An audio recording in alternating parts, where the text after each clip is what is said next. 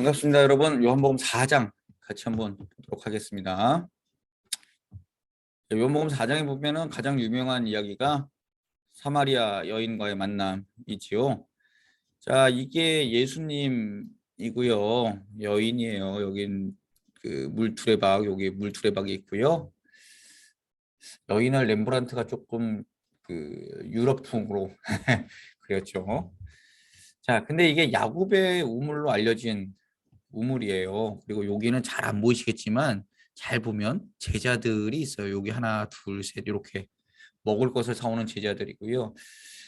이 그림의 해설을 보니까요. 렘브란트가 이 원래는 균형미를 굉장히 중요시하는 화가인데 이 우물이 되게 크게 이렇게 그려놨대요. 근데 그 이유를 렘브란트가 그 당시에 굉장히 많이 힘들었다 그러더라고요. 파산도 하고. 그래서는 이 우물을 어떤 것을 상징했냐면 세상의 것을 찾는 걸로 우물을 상징을 했대요. 저는 정말 많은 것을 찾았고 많은 것을 추구했고 그렇게 살았지만 결국엔 다 허무하더라. 오직 예수님밖에 없더라. 라는 의미에서 이 우물을 그렇게 크게 그렸다라는 미술 해설가 선생님의 글을 본 적이 있습니다. 자, 우리 사마리아 여인 한번 볼까요? 사마리아 여인과의 만남.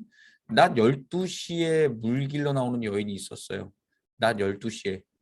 원래 그 중동은요, 물 길러 나오는 게 새벽하고요, 저녁이래요. 왜 그럴까요? 낮 12시에. 무진장 덥거든요. 덥다. 네. 생각을 해보세요. 중동의 그 뜨거운 날씨를. 그런데 그 여인은 낮 12시에 물 길러 나왔어요. 아무도 만나고 싶지 않다라는 거지요. 왜 그랬을까요? 여기부터 볼게요. 부정한 사람으로 취급받았어요. 다른 사람들과 교류 안 했어요. 왜 그랬냐면 예전에 남편이 5명이나 있었어요. 현재 사는 사람도 남편으로 인정하지 않았어요. 그냥 같이 사는 동거인이었어요. 자, 볼까요, 여러분? 남편이 5명이 있었는데 뭐 사별을 할 수도 있었을 거고요. 이 여인이 쫓겨났을 수도 있어요. 이혼당했을 수도 있어요. 그 당시에는 이혼 증서만 주면 바로 이혼이 가능했었으니까요.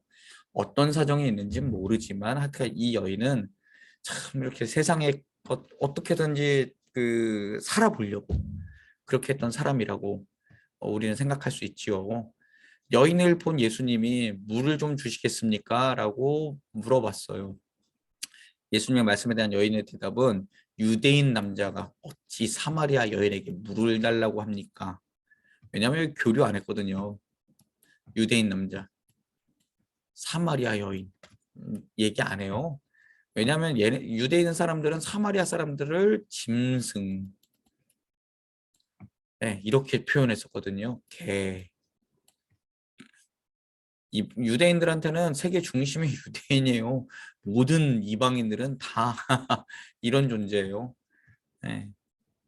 뭐, 니 뭔데 지금 나한테 물 달라 그래? 지금 거의 이런 느낌이지요.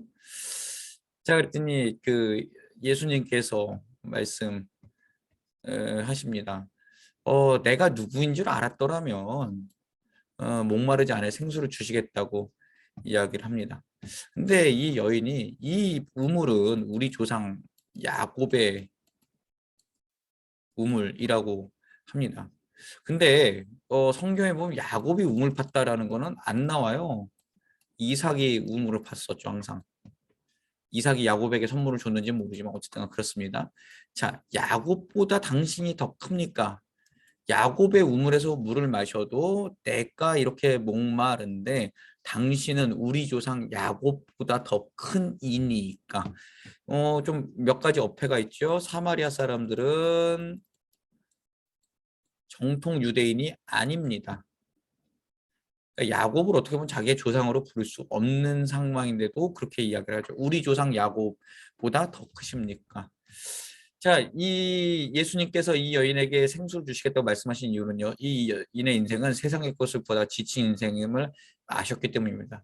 바다에서 소금을 계속 먹는 거랑 똑같다. 뭐 이렇게 표현을 하면 되겠죠.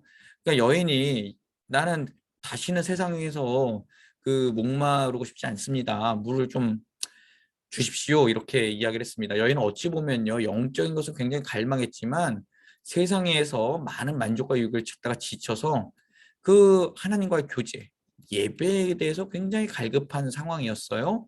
그래서 여인은 예배를 어디서 드리는 게 옳습니까? 라고 질문을 합니다. 여러분 요한복음에 보면요, 베드로도 무식한 사람으로 안 나오고요, 이 여인도 굉장히 제사와 그 예배 이런 것들에 대해서 굉장히 그 뭐냐 지적 수준이 높은 사람으로 나와요. 이게 그냥 막 하는 게 아니에요. 자, 그러면서 이제 물어보죠. 우리 조상들 사마리아 사람들 이 산에서 예배했는데 왜 예루살렘에서 예배를 드려야 했다고 합니까? 라고 묻습니다. 그래서 예수님의 대답은 이 산도 아니고 저 산도 아니다.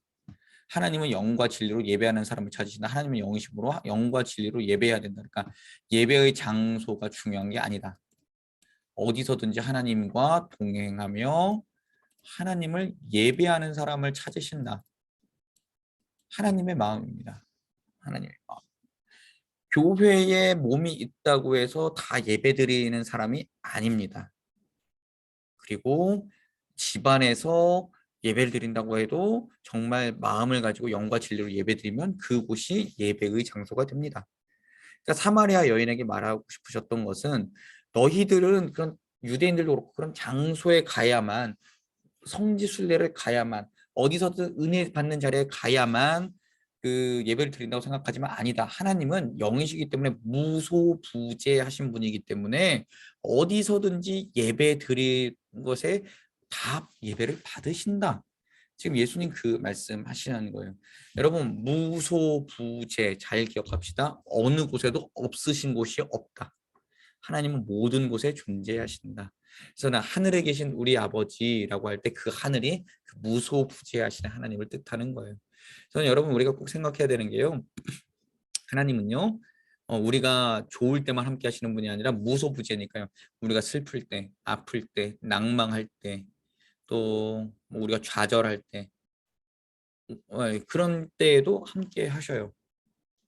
그러니까 우리가 잘 됐을 때 막 무언가 뭐 되게 좋은 일에만 하나님께 영광을 돌리는 것이 아니라 그런 와중에도 하나님이 나와 함께 하시기 때문에 하나님 나는 감사할 수 있습니다. 하나님 영광 받으십시오. 이렇게 고백할 수 있는 게 진정한 신앙이라는 거죠. 자, 요한복음 4장에서 그래서는 이 여기서 조금만 더 볼게요. 예배해야 된다라고 했더니 이 여인이 물동이를 버리고 사마리아 그 도성으로 들어가서 내가 메시아를 만났다 이제 이렇게 이야기하고 선지자를 만났다 막 이렇게 해서 사마리아 사람들 그때 이제 구원받는 놀라운 역사들이 일어납니다. 예수를 만나면요, 여러분 어떻게 돼요? 여기 타인의 시선을 의식하던 그 사람들 아무도 안 만나고 싶었던 그 사람이 전도자의 인생을 살아가게 됩니다. 예수님을 제대로 만나면 그 예수를 증거하지 않고는 못 버틴다라는 거지요. 자, 요한복음 4장에서 우리에게 주신 말씀 한번 좀 확인해 볼까요?